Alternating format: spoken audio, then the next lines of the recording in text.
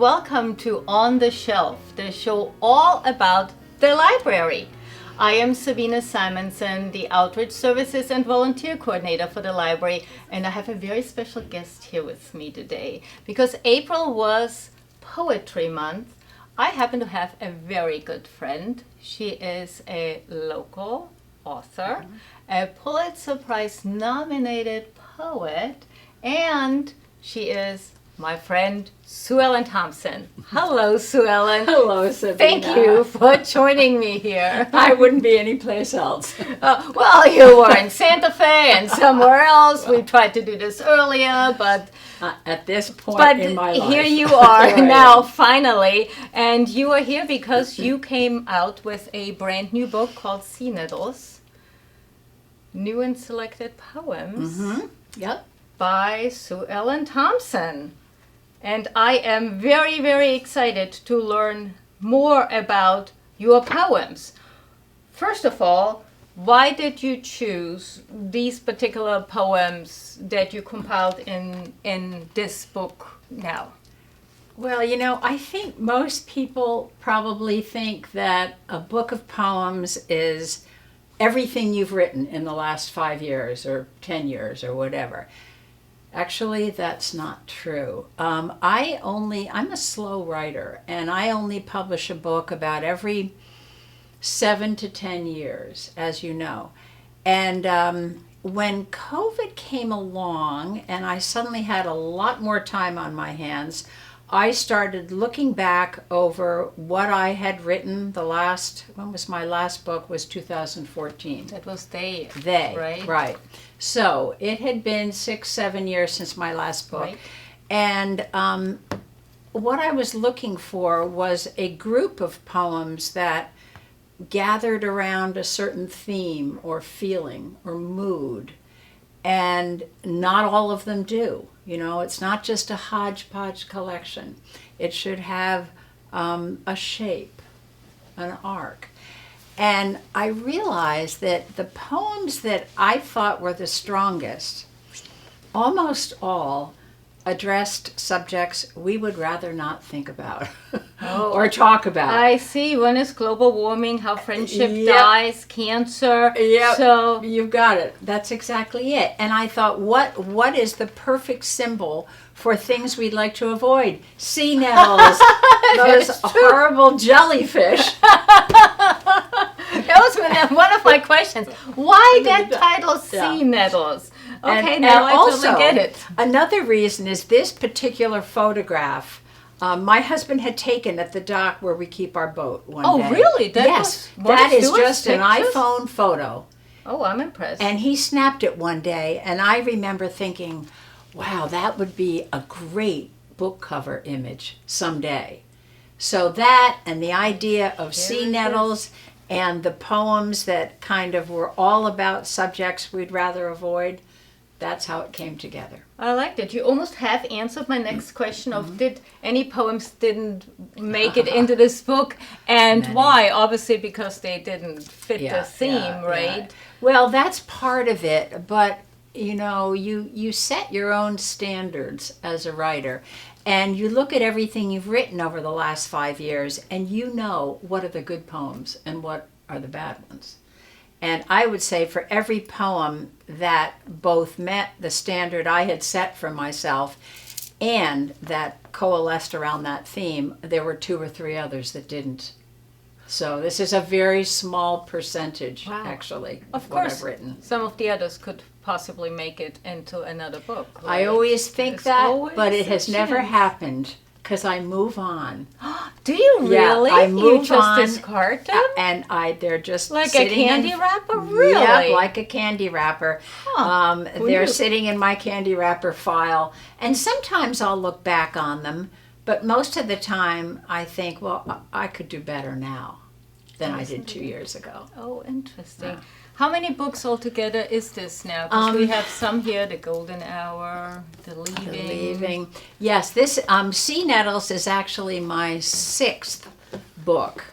The first two are out of print. You can still get them on Amazon, you know. So you can get anything on Amazon. You can get anything I on suppose. Amazon, and there are copies available, but they are no longer printing new copies, Right. so they're harder to find. The anthology there I did is actually a collection of other people's It is indeed. other people's poems. That I put together at the request of my publisher back in 2005. Do you have any favorite poems, either yours or from other people? I do. I mean, I have like children. You all love them the same, or no. It changes. I will say every few years. For the past several years, my favorite poem not my own. My favorite poem has been a poem by Jane Kenyon, who was roughly my age, but died of leukemia in her late 40s. She was married to another very well-known poet, a U.S. poet laureate, in fact, named Donald Hall. And she only lived to write 4 books, but she has a poem called Happiness that is one of my favorite poems. It's the kind of poem I wish I could write. How do you write your poems? Is it when the mood strikes? How does one write poetry? Or do you buckle down, you think you want to write a book, so you go into your office at 9 and you don't come out till 5, or till Stuart, her husband, calls you for dinner. That's about it. He does do the cooking. He's a great cook too. But how does one write? I would say waiting around for inspiration is something you can only afford to do when you're young. And I no longer do that. I knuckle down. Do you really? Yeah, I do. I go. Now, I will say, now that my husband's retired and has kind of changed our daily schedule, I have a separate office over the garage in a separate building. Right. And I used to be there about 9:30, 10 o'clock. Now it's more like 11, 11:30. But I'm there from late morning until 5:30 every day. And so I almost was kidding a little bit. Well, I'm not. I'm not writing poetry. I'm not writing poetry the whole time, but I am putting myself in the poetry zone. Okay. Whereby, if an idea comes to me, or if there was an idea I was working on last week, it's all there in front of me. Right. But during that time, I also prepare for the workshops I teach once a month at the Writers Center. I mentor other poets who are just gathering together their first collections. Oh, wow, yeah. And so I have lots of other things to do, but it's all poetry related. Right. Do you walk on the beach one day or out on the boat? You have a lovely boat. And you see, I don't know, a seagull or something, and then it strikes an idea forms in your head that you then flesh out when you're in your office 9 to 5? Yes, that does happen occasionally. But not as often as I apparently think. No, not as often as you think. Wow. It's more a case of witnessing something or hearing about something, and it's usually a human situation, not something in the natural world. It's usually a story someone tells me, or a story from my past that I am suddenly reminded of, and I sort of make a mental note. Okay, that's an idea for a poem. And it might be 2 or 3 days before I think of it when I'm in my office, and it might be 2 or 3 months before I can get a few lines down, and then I might end up putting it in that junk file because it never becomes a poem. Ideas are more plentiful than poems. Huh. Yeah. That's very interesting. Now, Sue Ellen, would you ever write a novel or a children's book? I know. Probably not, because my whole approach to writing is deleting, taking things out. Really? Do I really need to say those shoes were blue? No. Take out blue. I'm constantly editing down, making something smaller and more succinct. And I don't think that goes too well with the project of writing a novel. I also don't think I could imagine characters. I don't think I could make them up. And really come to life. 'Cause you have I to don't really, know that I could do that. And the It shoes would might have have to be blue at that moment. Yes. So, yes. Yeah, it would have to be autobiographical, and then I'd be in all kinds of trouble. Yes, you would be. So, I mean, I get and in I enough. probably would be too. I get in enough trouble with my poems. Now, little Sue Ellen, when she was this high, did she think she would be a award-winning poet? God, no. What would you, if that writing thing wouldn't have worked out for you? What do you think you would have been? I probably would have been. I mean, I am a teacher, although I've never taught full-time. In the later part of my life, I have ended up doing a lot of teaching. I probably would have been a full-time teacher. The other thing I think I might have been was a psychotherapist. Because it was something, psychology was a subject that fascinated me in college, and I'm very intrigued in how people deal with situations in their lives. Me too. I'm a teacher as well. A lot of people don't know it, but I'm a preschool and kindergarten teacher by trade. And psychology was fascinating, wasn't it? I learned much about myself, but then dealings with other people, it's interesting. I'm glad you're a poet, though, because you're an awesome poet. Now, what do you think are some of the biggest misconceptions that people have about poetry? I think the biggest one is that poetry is not meant to be understood, that somehow it is created to be obscure and not for the average reading person. And that is not true. I always tell people who say, well, I pick up the New Yorker and I tried to read the poem, but I didn't get it. Well, try a different poet. They're out there. There are many, many excellent poets writing poems that any reasonably educated adult could fully understand. You might not get all the technical things. You might not understand how skillful it is, but you would absolutely be able to access it and know what the poet was talking about. But this feeling that, poetry is just too difficult. I couldn't possibly. Why would I read it? I wouldn't understand it. You probably would if you just read the right poets. And not everything has to rhyme also, right? Oh, no. It has to rhyme. It doesn't. No, it does not. It does not. I write a lot of... I have written rhyming poems, and I have written a lot of poems that employ what's called off-rhyme or slant rhyme. Right. Yeah, that don't rhyme perfectly, which to me sounds a lot more natural. Right. And not as artificial. But I also write a lot of free verse. Now, would you do me a favor and read one to all of our people out there? Okay. I would love to hear one of your poems. Okay. It is so different when the poet reads his or her own poetry. I find that so wonderful. Okay, I will read The Blue Blanket. It's in the selected poems part of this book, but it is actually from The Golden Hour originally, okay? And it was written, probably 20 years ago now. My mother was dying of cancer. My father and I were trying to take care of her up in New Hampshire, and it was an unusual experience for me because I was one of 5 kids, and suddenly I was the only child because I was the one who was there. The Blue Blanket. Toward the end, my father argued with my mother over everything. He wanted her to eat again. He wanted her to take her medicine. He wanted her to live. He argued with her in their bed at nap time. He was cold, he said, tugging at the blanket tangled in my mother's wasted limbs.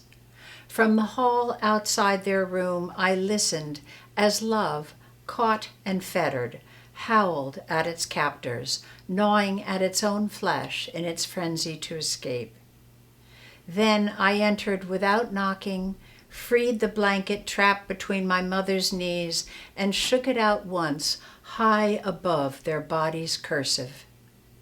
It floated for a moment, blue as the Italian sky into which my father flew his bombs in 1943, blue as the hat I'd bought her for the winter she would never live to see. My father's agitation eased, my mother smiled up at me, her face lucent with gratitude, as the blanket sifted down on them like earth. Wow, I'm having goosebumps. Wow, you are a fascinating poet. I want you all to know that in the fall, we will book a program. Sue Ellen will talk at the Eastern Library. She will bring her book. You can purchase her book there. She will do a reading and also talk about her other books. And we will have that. Stay tuned. In the fall, we will be right back. So please don't go anywhere. I have lots more things to tell you. We are MCTV, Midshore Community Television. We want your help in making our station more robust so that we can better serve the residents of Talbot County. So, how can you help? If you are already making video content, submit that content for broadcast to the station. It's free! Are you involved in events, shows, or lectures that would be of interest to the community? We can work with you to figure out the best way to capture those events for airing on MCTV, be it training, equipment rental, or hiring our production staff to film at a reasonable rate. Do you want to produce your own show? Let us help you get started. Come be a part of this valuable community resource. Email the station at nick@avalonfoundation.org or visit us in the basement of the historic Avalon Theater at 40 East Dover Street in downtown Easton.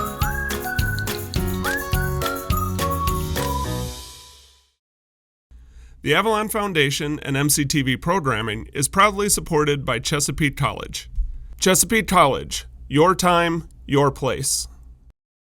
Welcome back to On the Shelf, the show all about the library. I am happy to report that my friend Sue Ellen Thompson has boldly agreed to stay through the second segment to find out all the things that are going on at the library. So thank you for still being here. I think the door was locked.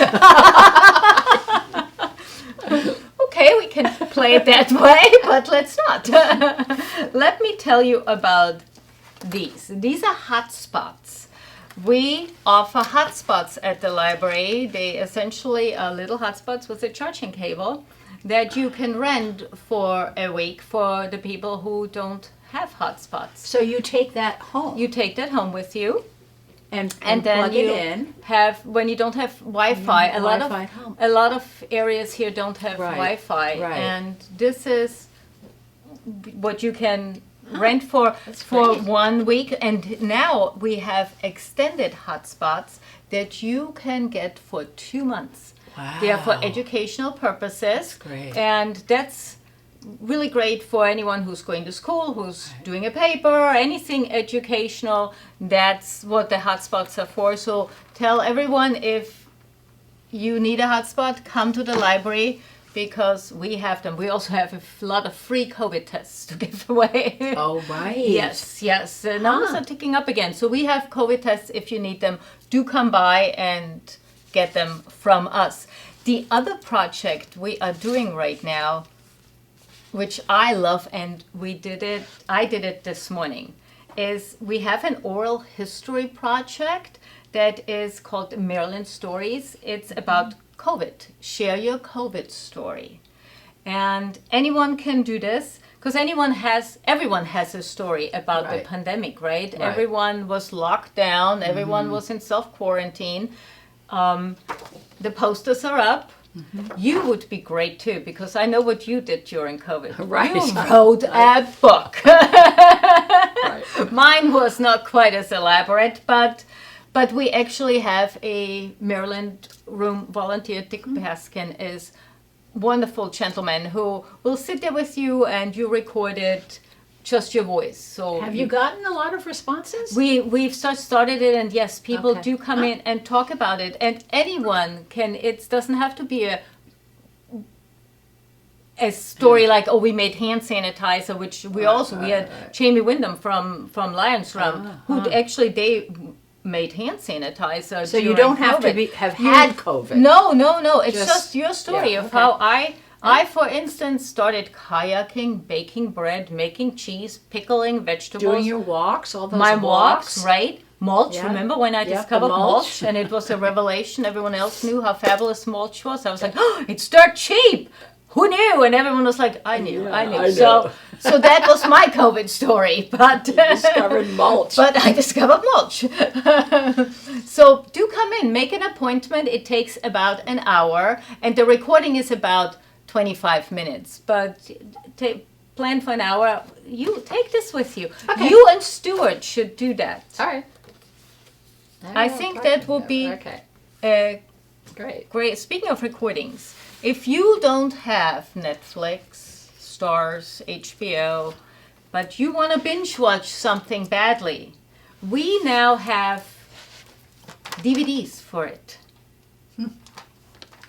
The Handmaid's Tale, for instance. This was the White Princess followed by the White Queen. I think this is season 1, season 2. Okay. This one I want to binge watch, Catherine the Great. I've heard about that. Someone told me I should see that. Oh, really? Yeah.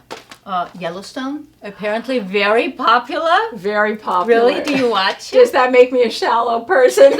I loved it. I absolutely loved it. Great. We didn't have TV shows that much or streaming shows. It was always movies. But now, and there's many, many more. Oh my God, we have so many. I just grabbed a few.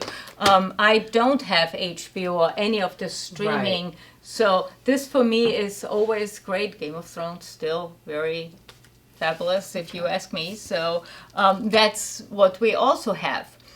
Right now, Sue Ellen, we are working on our strategic plan.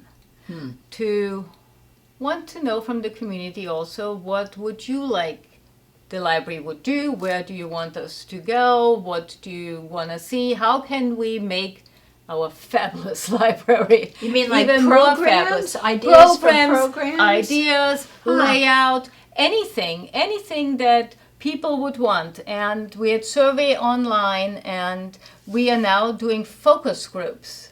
There is one adult focus group coming up on May 5th at the Easton Library from 6 till 7:30.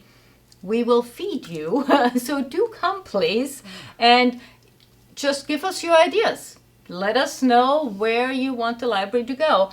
And there will be another focus group on May 12th at the Chesapeake Multicultural Center. Where's that? Where is that? It's on Dover Street. Oh, okay. It's on Dover Street. On Dover. Okay. Across from Root Barbecue. Yeah. Catty corner Yeah, there okay. down. And that's from 1 till 3. So if you can't make an evening one, maybe you can make an afternoon one. We feed you in both places, and we just want to hear what we can do to make this better for the community, our library, what we can do for our strategic plan. And because teens also have great ideas at times, we're having teen focus group meetings as well. And one of them is on Monday, May 16th, again from 6 till 7:30 at the Easton High School. So I'm hoping any teen, if you can, please come by. Let us know what you want us to do for you. Because it says here, teens plus opinions equals the future of your library. It's true. And you will earn service learning hours. So you will get service learning hours and free pizza. Oh, that's a great idea. You have me at pizza. I was just thinking, how will you get teenagers I am hoping pizza is the Okay. one. I'm That could throwing do in it. cookies. Just please do come. That could be it. We right. Food. You will feed Okay. them, they will come, right? Now, we have a whole bunch of programs for kids going on now already, and we have a lovely volunteer, Mr. Labala, who teaches children chess. And it is amazing. children. It is amazing how little ones this high are sitting there and learning those chess moves, and it's very well attended. Well, there's a children's chess tournament coming up that we are just partnering up. It's not at the library, it's at the Presbyterian Church of Easton, but it's on May 7th, and ages 6 to 16-year-old can come to a chess tournament. So Oh, do you have the Queen's Gambit? Do you think in your I'm collection? sure we do. I'm I sure bet you do. right? right? If it's out already, then we totally Yeah, have it. yeah. And the thing is, if we don't have it in our library, we can get it from any library in Maryland at no cost whatsoever. So all the Eastern Shore libraries together have formed a consortium a few years ago. Right. So what you don't find here, we then can get through interlibrary loan, it's called. And any library in Maryland for free. We can get them from any library in the country, but then you have to pay $5 for the shipping and the processing fee if it's out of state. But in state, so the Queen's Gambit is, I'm sure somewhere, yes, you can get that for free at the library. That would be the way, the introduction to chess for very young people. Because that girl was, I can't remember, she was very young, like 8 or something, right? I never saw it, but I heard fabulous. No, but I heard fabulous things about it. A wonderful story, and I believe a true one. I believe it's true too. I think yes, it is true. Yeah. So get it from the library, by all means, please too. One of my favorite things, because I said earlier, I'm a preschool kindergarten teacher by trade. Puppet theaters. I love it. I love it. So we have one for the little ones. Register. It's on a Saturday. It's on May 14th at the Eastern Library. You will not regret it. Go to the farmer's market. Come by the library. Watch the little puppet theater. Pick up it. We have an ongoing book sale there. There's a ton of children's books and DVDs. They're only 25 cents a pop. So grab one, grab 5. I mean, seriously, give your kid $1 and say you can pick 4. Exactly. Teach them math, and they walk home with 4 books. That's a brilliant idea. Yeah, isn't it is. Also on a Saturday, we have an Irish show. We do that every year, in partner with the Irish Society, the Bayshore Irish Society. I did not know that. I know, right? And anyone can enter. Anyone can enter. I once entered an iris that I took from a friend's garden and thought, oh, wouldn't it be great if she has a winning iris? She didn't, but I entered it anyway. So this is like cut flowers. Cut your flower. Cut your flower. I learned a lot about irises. Yeah. There's a certain way to cut them. There's a certain way to right. cut the blossoms off. There's certain things you do not do. But what they do is they smell wonderful. Oh my God, Yeah, the whole they do. meeting room smells so good when we have That's that nice. Irish show. So May 7th at the Eastern Library, 12 till 3. Stop on by, bring an iris, look at all the beautiful irises. I had no idea there were that many varieties. Do of they iris. label them? They Do do. They tell have you? names. Okay. Oh, yes. So it's you know. fascinating. Not Yeah. just all these different colors, but they look so differently. Right. And just beautiful. Just absolutely beautiful. And if you are into plants, we have 2 gardening programs coming up. Are you a gardener? I pull weeds. That's about it. I can maintain a garden if it's already been planted. But You know what? I never know what's a weed and what is good. I've mastered that. I call it native plants. I heard that Yeah, at the native. Atkins Arboretum. They call them native plants. Yeah, it could be a weed, but it's still a native plant. Right. But if you have more questions like this and you are a little more advanced or not, Than we ask are. a master gardener. yeah, good idea. They're coming on May 19th, and that's an evening program, 5 till 7. So if you go after work, they will answer all your questions and more, because they are fabulous, those master gardeners. They really know what they're doing. And the very next day, on the 20th of May, because what's better than one gardening program? 2. We're planting Okay. for pollinators. Oh, okay. Which- Bees, right? Bees. The bees. And we have Michaela Bowley.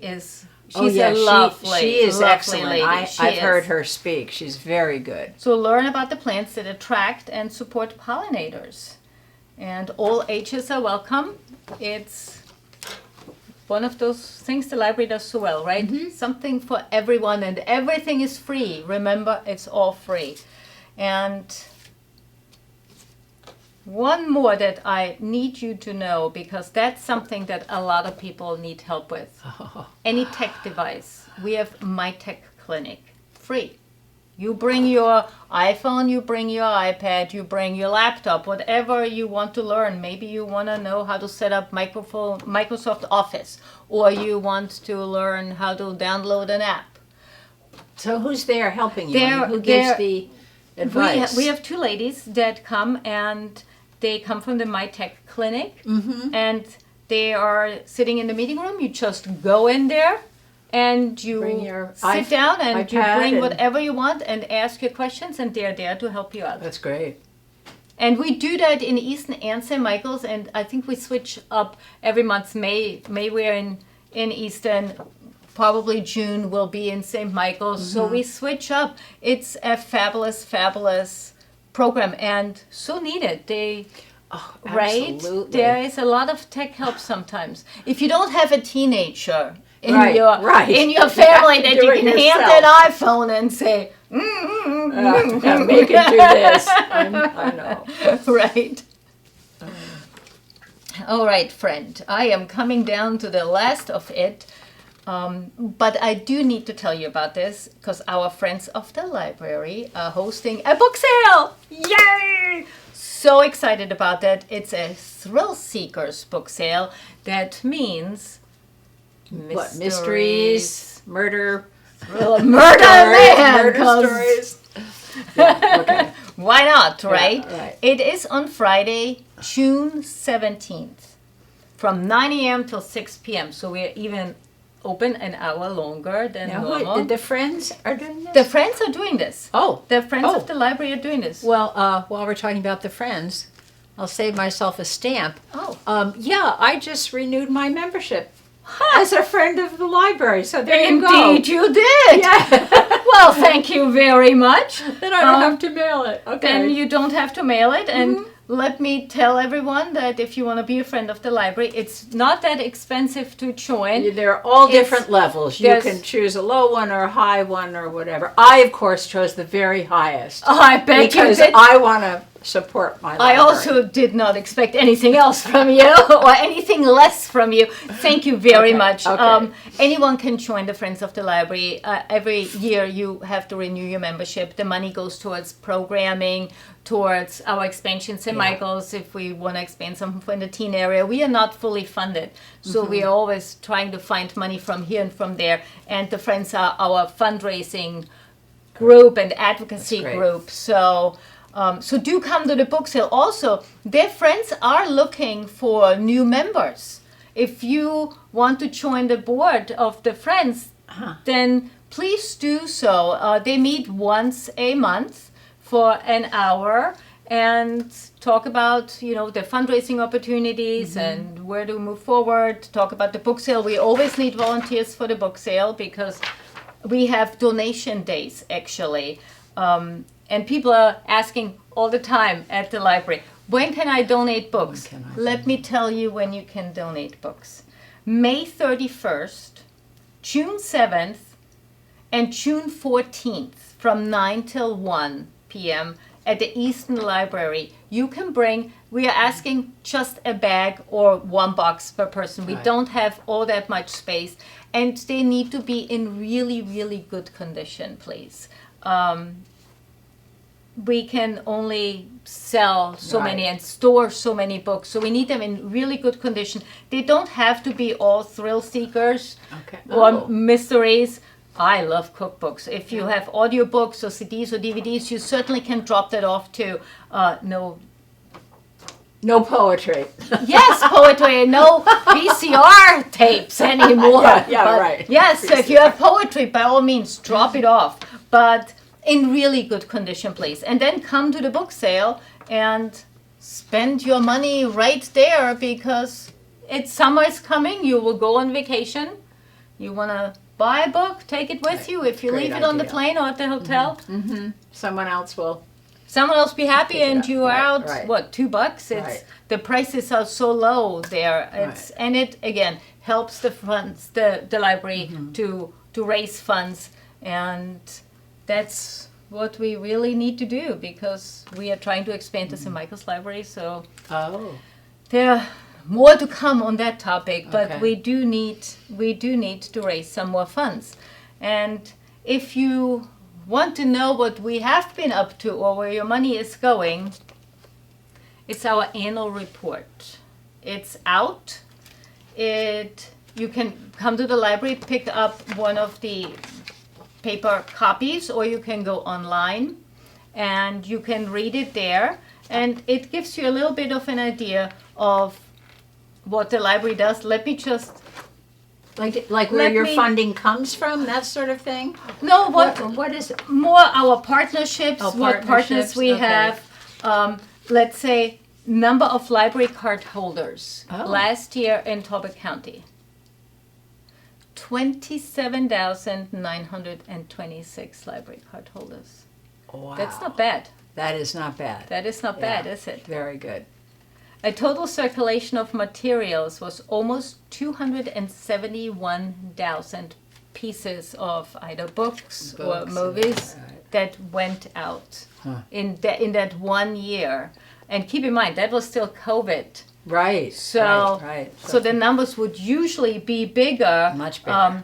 But e-resource use was probably up during COVID, 86,000 people. We have a fabulous database of e-resources. So with your library card, if you click onto e-resources, there is Gale courses. You Like can on the learn website, a language. if you click on e-resources. Yes, tcfl.org. Oh. Our website, it's on your library card. Go there, click on e-resources, learn a language. Schoolwork help. Live tutorings, 24/7 live tutors on the other end. I know we have car repair manuals, consumer reports. Huh. I did not know that. I know, it's so fab. We have a lot of stuff. We have a seed library. Did you know we have a seed library? I did see a sign somewhere about the seed library, or I We saw it on your give online out newsletter. Free seeds.